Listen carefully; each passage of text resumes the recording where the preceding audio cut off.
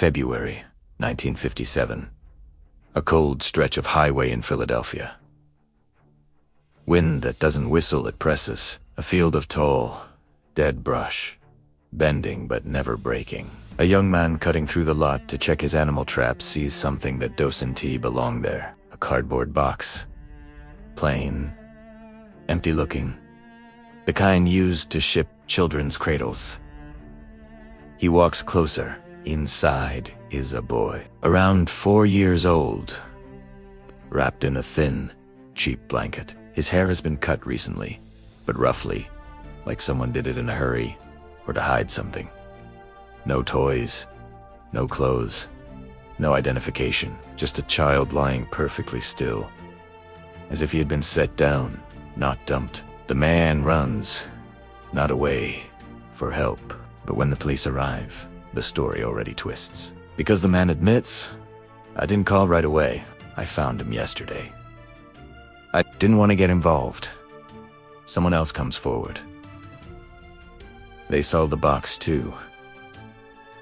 Days earlier, they also didn't call. No one knows how long the boy had been there, but everyone had already learned the same thing. The field keeps its silence. The investigation, the boy's body showed no signs of assault, no signs of malnutrition, no disease, no broken bones, no fingerprints on the box. No missing child reports matched. The only absolute details were these. His fingernails were neatly trimmed. His hair was cut short. Someone cared just enough to do both, but not enough to be found. Police released the photo nationwide. Hospitals, schools, churches, newspapers. No one recognized him. Not a neighbor, not a teacher, not a doctor, not even a parent. It was as if the child had never existed at all.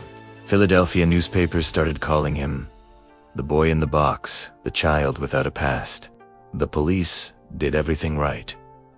They fingerprinted him. They took careful photographs. They examined every bruise, every hair, every thread of the blanket. They even reconstructed his face using clay, hoping someone would feel something. But the country stayed silent. So investigators tried something desperate. They released the photo to the public open, unblurred. Americans saw the child's face in newspapers, on telephone poles. In grocery stores, people stared, and for reasons they couldn't explain. They looked away. There was something in his expression, something to still. Something that felt finished. The blanket, when the coroner unfolded the blanket around him, they noticed it immediately. Not store-bought. Not patterned. Not mass-made. A cheap flannel blanket, the kind sold in discount bins. But here's what mattered.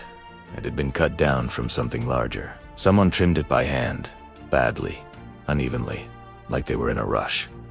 No one could trace the fabric. But weeks later, someone looking closely found several strands of long, brown hair stuck in the weave. The boy's hair was blonde, so whoever wrapped him wasn't the same person who cut his hair. The foster home theory. Just a mile away stood a foster home, a private residence that hosted dozens of children over the years. A detective believed the boy came from there. Medical records suggested the boy may have had a condition that caused slow development, something that might not have been documented in hospitals. But the foster family denied everything. They gave tours of the house, opened every closet, showed every bed. Police searched every inch. Nothing. No clothing, no photos, no brushes with blonde hair. Nothing you could hold. But the detective was sure. He told his colleagues, "There are two ways to hide a child. One is to bury them. The other is to never let them be seen." The woman called M. Almost 40 years later, minus 1998, a woman came forward. She didn't want her real name known. The reports called her M. She told investigators, "I knew him." She said her mother, cruel, violent, controlling, once bought a small boy. Not adopted, not fostered. But she said the boy lived in her house. A child who didn't speak much, who flinched at sudden hands, who slept on the floor at the end of her bed. One night, she said, the boy fell down the stairs. He didn't get up. Her mother panicked, cut his hair short, trimmed his fingernails, washed him, wrapped him in a blanket, and put him in a box. M said she watched. She said she was told, if you speak, you go in the next box. The story fit many details, but there was a problem. No records, no photographs, no birth certificate, no evidence, just her memory. And memory is not proof. The case stayed open. The grave with no name for decades. The boy was buried under a headstone that read only, America's unknown child. People visited him.